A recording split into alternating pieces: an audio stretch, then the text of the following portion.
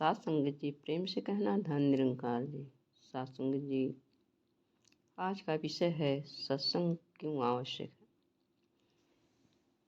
कहा गया है, एक घड़ी आधी घड़ी आधी पे पुनियाद, तुलसी संगत साध की कटे कोटि अपराध। साथ संगत जी, सत्संग जो है,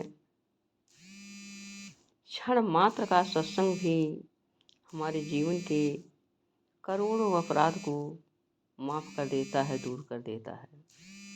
इसलिए सत्संग हमारे जीवन में आवश्यक भी है और महान भी है। सत्संग में सुने गए संतों के शुभ वचन सिर्फ कानों तक ही सीमित नहीं हमें रखना है, बल्कि उन शब्दों को अपने मनों में धारण करके अपने जीवन में उतार कर अपने व्यवहार में ढाल लेना है, ताकि हमारा मन भी परिवर्तित हो। और मन जब परिवर्तित होगा, धीरे धीरे हमारा जीवन, हमारा कर्म परिवर्तित होता चला जाएगा। जो मन पहले एक दूसरे से नफरत करता था, ईर्ष्या करता था, द्वेष करता था, दूसरे से जलन करता था, दूसरों को पसंद नहीं करता था, वो सत्संग में आते आते संतों के सुंदर विचारों को ग्रहण करके, सुन करके, इस निराकार का दर्शन करके अब आज हर एक के भले की बात सोचता है, कामना करता है और भला करना भी चाहता है।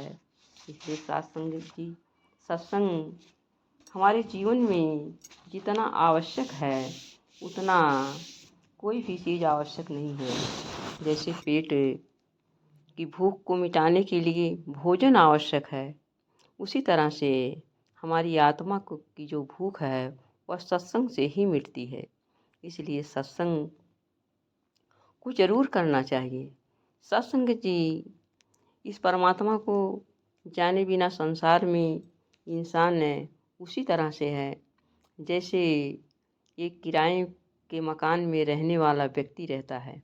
क्योंकि किराए के मकान में रहने वाला व्यक्ति के मन में ये हमेशा डर बना रहता है कि मकान मालिक है, हमको कभी भी इस मकान से निकाल सकता है, फिर हमको नया मकान ढूंढना पड़ेगा, वो अच्छा मिलेगा अथवा नहीं मिलेगा।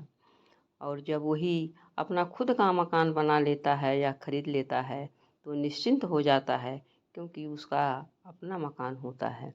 इसी तरह से जब तक ये जीव, ये प्राणी इस परमात्मा की शरण में नहीं आता है, परमात्मा को नहीं प्राप्त कर लेता है, तब तक उसकी भी यही दशा होती है, हमेशा डर बना रहता है।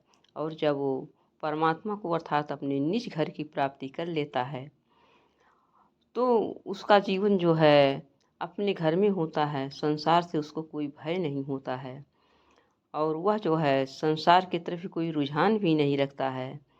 इसलिए शरीर के रहते हुए इस परमात्मा की प्राप्ति करना और इसके बाद सत्संग करना हमारे जीवन का सबसे महत्वपूर्ण कार्य है। साथ संगत जी प्रेम से कहना धन निरंकार जी।